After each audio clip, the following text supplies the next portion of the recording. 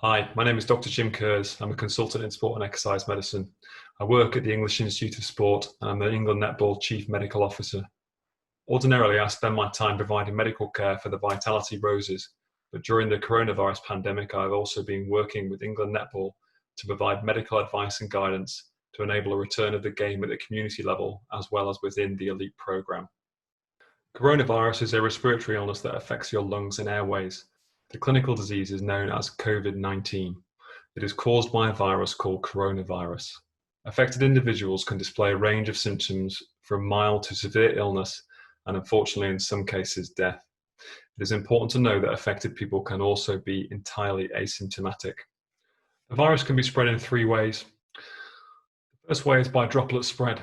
Typically these are respiratory droplets, but they can also be droplets from other bodily fluid, including sweat. Transmission becomes more likely when we are within close proximity to other people, particularly if individuals are face-to-face.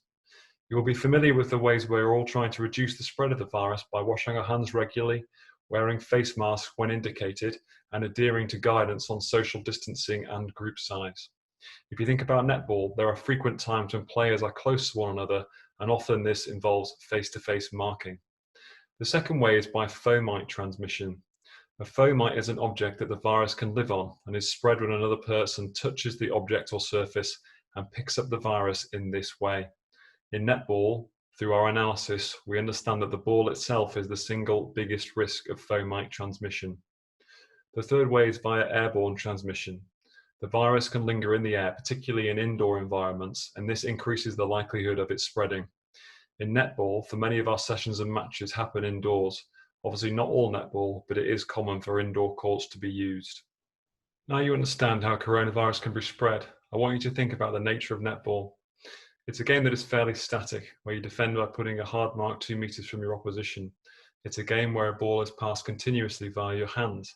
It's a game commonly played indoors.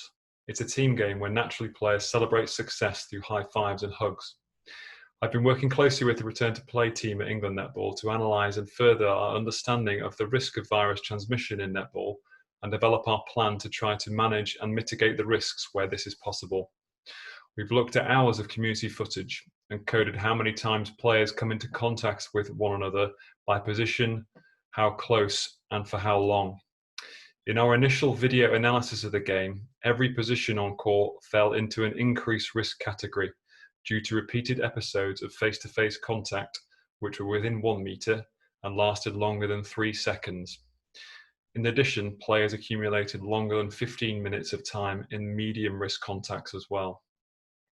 Because of these reasons, community netball in its traditional sense was deemed to carry an increased risk of transmission, and to enable the game to return to be played, our work with Public Health England and the Department of Culture, Media and Sport required us to develop a modified version of the game to be played during the pandemic in order to help mitigate the risk of transmission and enable the return of the sport to be played.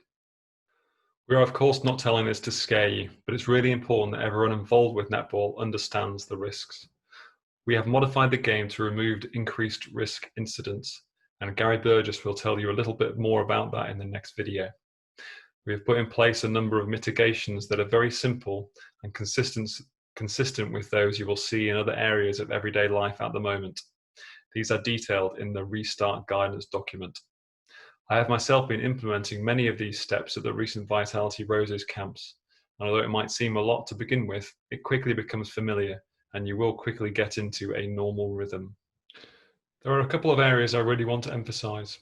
This is not a race, and whilst many are eager and ready to get back on court quickly, there are many within the netball family who may feel nervous, or their personal situation or that of their loved ones that they live with may mean it is not the right time for them to get back on court yet. Please ensure you understand the personal risk assessment. This details any groups who may be higher risk with regard to coronavirus, and they may need to take advice from their GP around their further involvement. Clubs, teams and teammates must not put additional pressure on these individuals to get back on court if it isn't right for them just yet.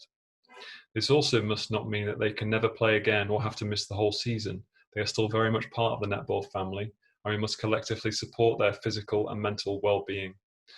For those of you who do return to court, don't forget the basics. Remember, some netballers haven't been on a netball court for almost 5 months. The biggest reason people stop playing netball, unfortunately, is because they become injured. As we return to court, please restart training in a gradual and slowly progressive manner to allow your body to adapt and reduce the chances of you picking up an injury. Please take some time to recondition yourself or your players, both physically, technically, and psychologically. We've all got to get used to the new normals within netball, and this may take a bit of time to adjust to. My advice to you all is to allow time for this to happen, and this way the issues we face from coronavirus can be limited as much as possible. Finally, I need to mention screening for any symptom that might suggest coronavirus, which is a requirement for us all to do before we consider attending a netball training session or match. You certainly don't have to be a medical professional to do this. It is a simple verbal check to ensure those involved are not displaying any of the key symptoms of coronavirus, or that you have had no contact in the last 14 days with someone who has the symptoms. It will be done when you arrive at the venue, and it is important to make sure it is done away from the main court area in case anyone who does have the symptoms can be advised to travel home immediately, arrange a medical opinion and a coronavirus test. It must be done before every session or match, not just once at the start of the season. Finally, for me, a big thank you for all you are doing to protect the health of netballers across the country. I feel confident that the huge amount of collective time and effort we have put into our work on the modifications and risk mitigations for netball will ensure it is as safe as possible to return to court and will help protect us against the spread of the coronavirus while being able to get back and enjoy playing the game that we love. The benefits of getting back on court will go a long way to the physical and mental well-being of the nation. Together, we will rise again.